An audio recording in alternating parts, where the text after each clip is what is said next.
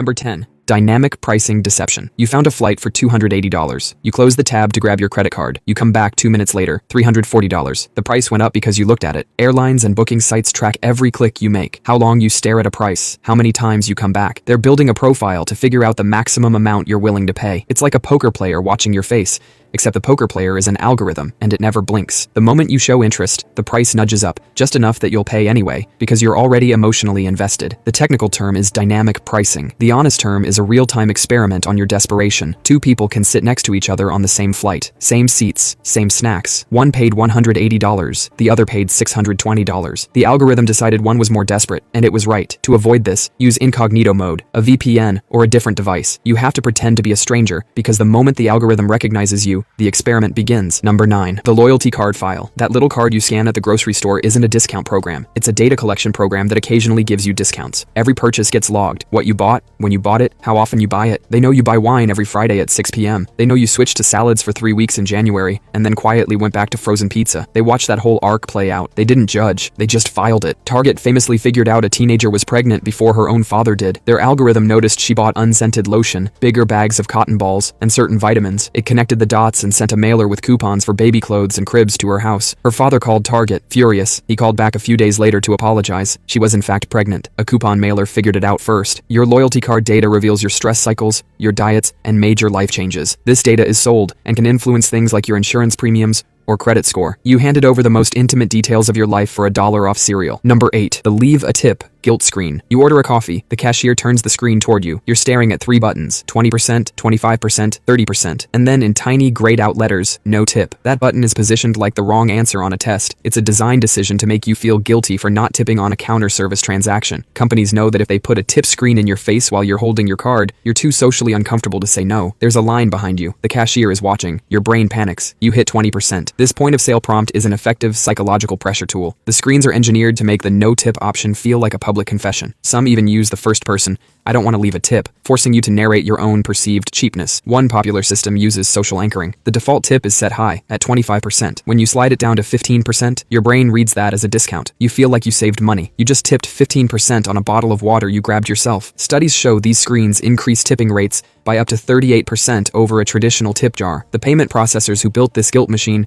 often take a cut of every tip. They engineered your discomfort and monetized it. Number 7. The gamification of life. Your fitness app gives you a badge for drinking water. Your language app gives you a streak for learning Spanish. Your life has been turned into a video game you didn't ask to play. This works because of variable reward schedules, a principle discovered by B.F. Skinner in the 1950s. He found that rats in a box would obsessively press a lever that gave them food at random. Your apps use the same system. Your post might get likes, or it might not. The uncertainty keeps you pressing the lever. The brain gets the same dopamine hit from a fake achievement as a real one. This is why every app has a progress bar. An incomplete bar creates anxiety, a psychological quirk called the Zeigarnik effect, where your brain obsesses over unfinished tasks. That nearly closed fitness ring is deliberately left unfinished to keep you coming back. Gamification can also change your motivation. A study found runners using fitness apps enjoyed running less when they weren't being tracked. The goal shifted from the joy of running to the need to close a digital ring. The app didn't build a habit, it built a dependency. This has spread beyond your phone. In some Amazon warehouses, worker productivity scores are displayed on public screens. The system automatically flags and fires the lowest performers, often without human oversight. The game is now playing you. Number 6. The shopping cart size study. Supermarkets figured something out a long time ago. An empty space makes you feel like you failed. In 1938, Sylvan Goldman invented the shopping cart. At first, they were small. Goldman noticed people stopped shopping when their cart was full, so he made the carts bigger. People immediately started buying more, not because they needed it, but because the bigger cart still looked empty. Since the 1970s, the average shopping cart has more than doubled in size. Your brain sees that unused space as a problem to be solved. You solve it by grabbing another bag of chips. Researchers ran a test with double-sized carts. Shoppers bought 40% more with no prompting. It doesn't stop at size. Modern carts are angled so items slide forward, making the back look empty and tempting you to fill it. It's an expensive loop. When Goldman first introduced carts, customers refused, thinking it made them look weak. So he hired actors to happily push carts around the store. Once shoppers saw others using them, the cart became normal. He didn't just invent the cart, he ran a social experiment to make you use it. Number 5. The subscription labyrinth. Signing up for a streaming service takes 45 seconds. Canceling that same service takes 45 minutes. And that's by design. It's a roach motel. Easy to get in, impossible to get out. Companies have entire teams whose only job is to make canceling harder. Not impossible, just hard enough that you give up. They know their $12.99 monthly fee costs you less mental energy to pay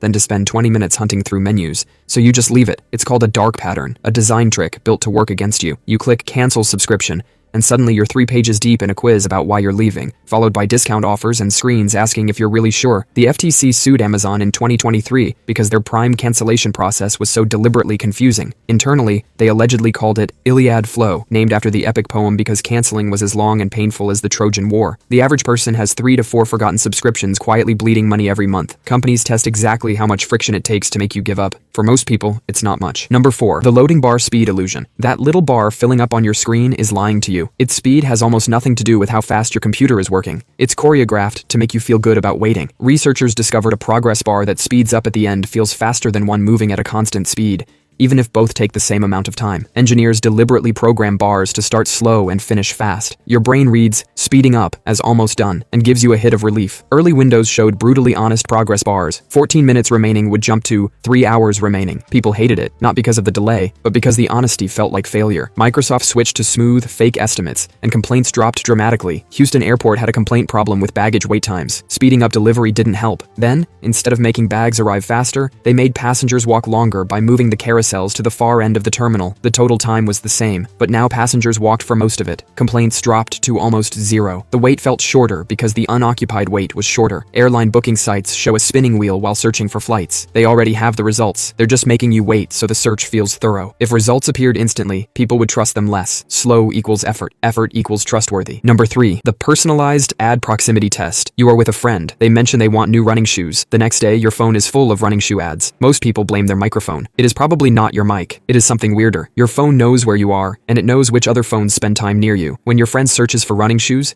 your phone gets flagged too, not because you searched, but because you were physically close to someone who did. This is called proximity-based ad targeting. Advertisers build a social graph, a map of who you spend time with. They bet that if you are near someone, you share their interests, or soon will. They have built a machine to monetize your social life. A Northeastern University study tested this. They set up 2 phones. One searched for products, the other just sat nearby. The second phone started receiving ads for those same products. No microphone, no search history, just proximity. This is not just about selling shoes. It is an experiment to map human influence. Algorithms identify key influencers, people whose purchases ripple through their social circle. They get targeted first, and you get targeted next. You are just living your life, and an algorithm is taking notes. Number 2. The Gruen Transfer Labyrinth. You walk into a mall to buy one thing, socks. You walk out 2 hours later with a candle, a pretzel, 3 shirts, and no socks. That's not an accident. That's architecture doing its job. Shopping malls are deliberately designed to be confusing. The corridors curve just enough that you can never see the exit. The moment you lose your sense of direction, you stop moving with a goal and start wandering. Wandering people buy things. This is the Gruen transfer, named after Victor Gruen,